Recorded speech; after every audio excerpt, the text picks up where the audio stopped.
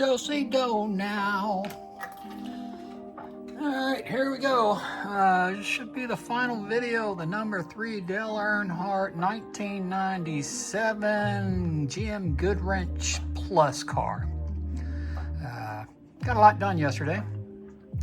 Day 4 yesterday. I got the driver's side done. Got the passenger side done. I have to reach out to the customer, see if he wants me to put the chassis together or not. Some folks prefer to do it themselves, or maybe they don't even want the chassis. They want to drop an AFX under it. Let me turn this background music down a little bit because I feel like it's being a bit much. And now it's a bit less. And I've got my little shark vacuum running in the background, so if you hear something, I'm not getting invaded by aliens. It's just early AI technology. So what we're going to do next is we're going to drop more details in. We're going to drop a tiny little number 3 on the back. I don't know if you can see it there. And a little tiny little number 3 on the front. And then a little RCR. If you know Dell, he's Richard Childress Racing. I actually have a brother that lives down in North Carolina near there, and he was gracious enough to invite us down, took us to the Childress winery. Took me to a NASCAR race, a Coca-Cola 600. What was that? What year was that? I want to say it was 2 or 3 years ago. It ended up being the longest race in the history of NASCAR due to the cautions. So yeah, that was a long day. I think we got there around 11:30 and we didn't leave till after 1 or 2 in the morning.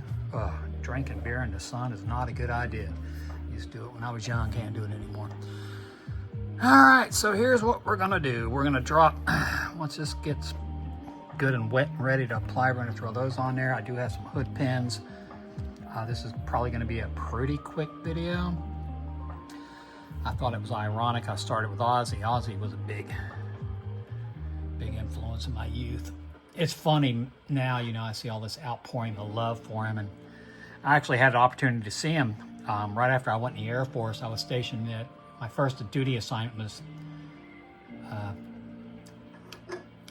F.E. Warren, Cheyenne, Wyoming. Oh my gosh, we have something in the military called a dream sheet. It's like, where would you like to be assigned? I put anything on the East Coast and anything over in the Orient. It's like they took a ruler and measured halfway and stuck me at Wyoming. I mean, I'd love it now because I'm older. But when you're 18, 19 years old, that is not conducive to a pleasurable lifestyle. But yeah, I got to see Ozzy in 1989 at McNichols Arena in Denver, Colorado. Anthrax opened for him. And it's funny, you know, he just passed back here last month, and all the outpouring of love and support. Man, back then they had congressional hearings trying to lock him up, saying he was a Satan worshiper and was, you know, getting kids to commit suicide. And I listened to his music from Black Sabbath on, you know. Always a fan, and I never thought about suicide. I think if you're thinking about suicide, you've pretty much given up. Which, you know, my heart goes out for, you know, those who have lost people due to that. But the way I look at life is stick around. It's like the weather, it'll change. All right, so what I'm doing is I'm applying this number 3 right on top of this headlight decal. And you know what? If you didn't even put it on there, you probably wouldn't even notice it. But I like to go the extra mile. Let's see if I can zoom in on that puppy.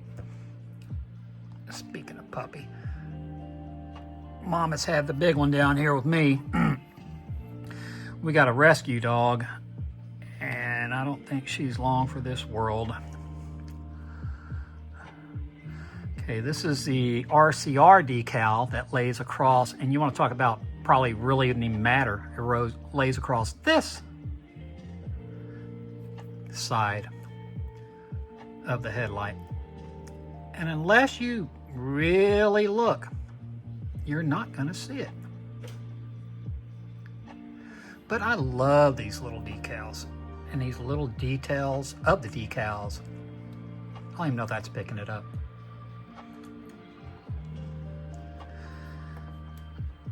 I mean, I'm never going to be as good as some of these customizers out there. I mean, there are some guys on Facebook, and if you do follow customizers, you know who they are.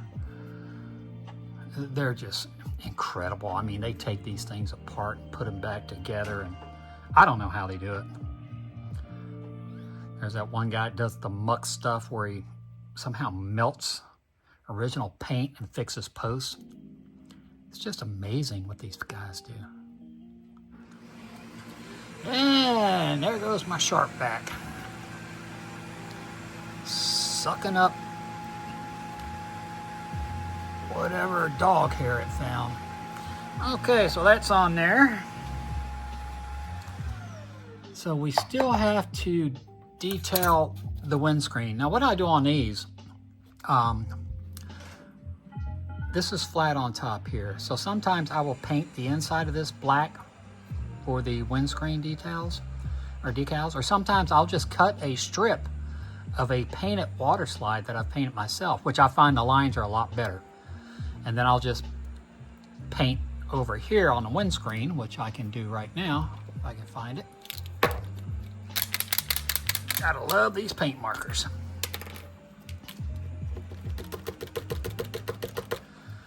You just come over here and you just start slapping that stuff on there.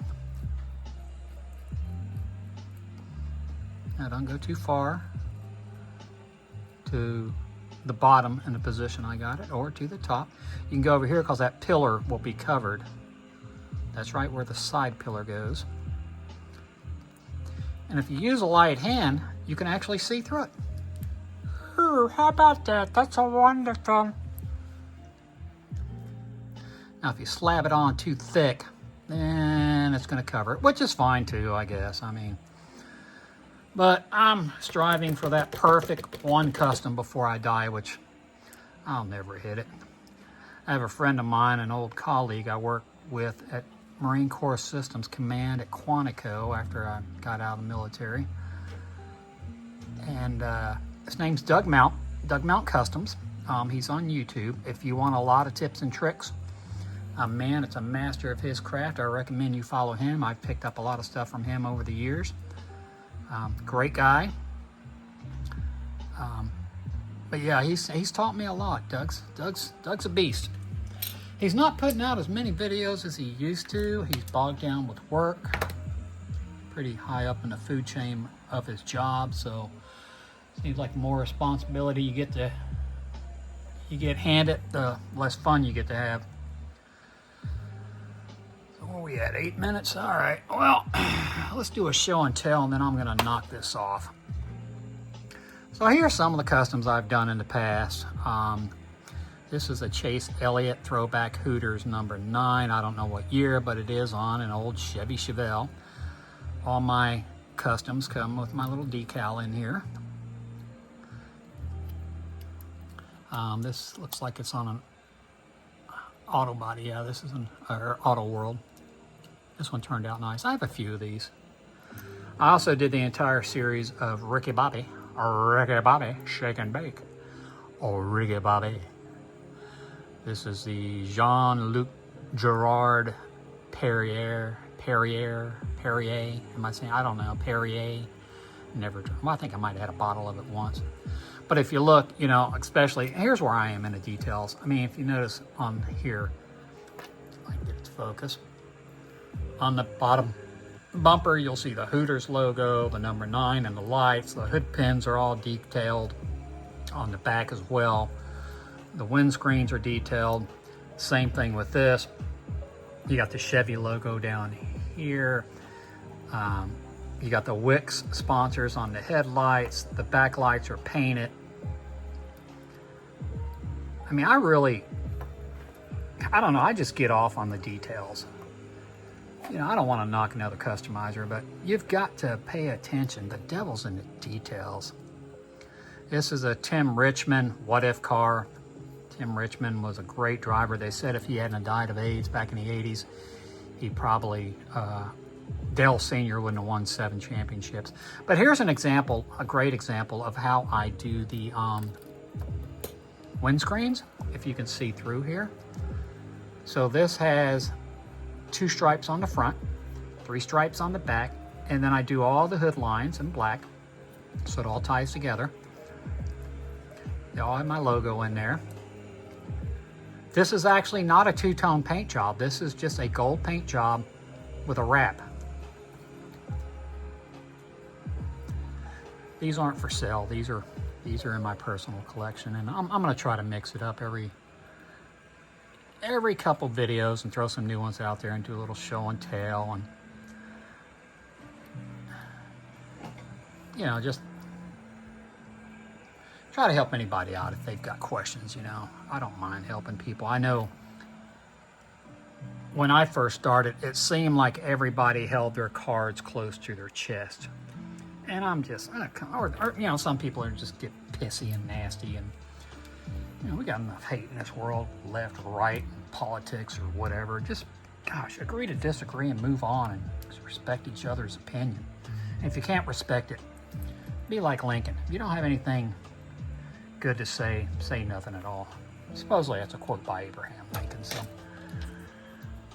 who knows? What do I know? I'm just some hillbilly in the mountains of West Virginia.